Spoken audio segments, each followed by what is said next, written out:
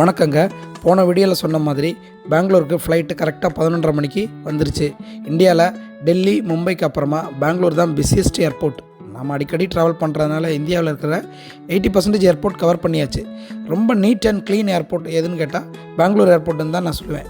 முக்கியமான விஷயம், பாஸ்போர்ட் இருந்தால் 24 ஹவர்ஸ் ஃப்ரீ வைஃபை அக்சஸ் பண்ணிக்கலாம். நாம் தான் சாப்பாடு இல்லாமல் கூட இருந்துருவோம், நெட் இல்லாமல் இருக்க முடியாதுல்ல. இங்கே T1 T2ன்னு 2 டெர்மினல் இருக்குது. டெர்மினல் 2ல் இருக்கிற லான்ச் பற்றியே சொல்லியே ஆகணும். ரொம்ப பெரிய லான்ச்சு. 3 ஹவர்ஸ் கம்ஃபர்ட்டாக நம்ம டைம் ஸ்பெண்ட் பண்ணலாம். ஒவ்வொரு ஏர்போர்ட்டும் டிசைன் பண்ணும்போது ஒவ்வொரு தீமில் டிசைன் பண்ணுவாங்க. இந்தியாவில் கார்டன் சிட்டி பெங்களூருங்கிறதுனால டெர்மினல் இந்த கார்டனுங்கிற தீமில் தான் பெங்களூர் ஏர்போர்ட்டை டிசைன் பண்ணியிருக்கிறாங்க. பெங்களூரை 1500களில் டிசைன் பண்ண ஒரு மன்னர் தான் கெம்பேகவுடா. அவர் பேரில் தான் பெங்களூர் ஏர்போர்ட் இருக்குது. கெம்பேகவுடா இன்டர்நேஷ்னல் ஏர்போர்ட்டு தான் பெங்களூர் ஏர்போர்ட்டோட அஃபிஷியல் நேம். அப்போ சரிங்க, அடுத்த ஃப்ளைட்டு குவஹாட்டிக்கு காலையில் 8:30 மணிக்கு. அப்போ அடுத்த வீடியோவில் பார்க்கலாம்.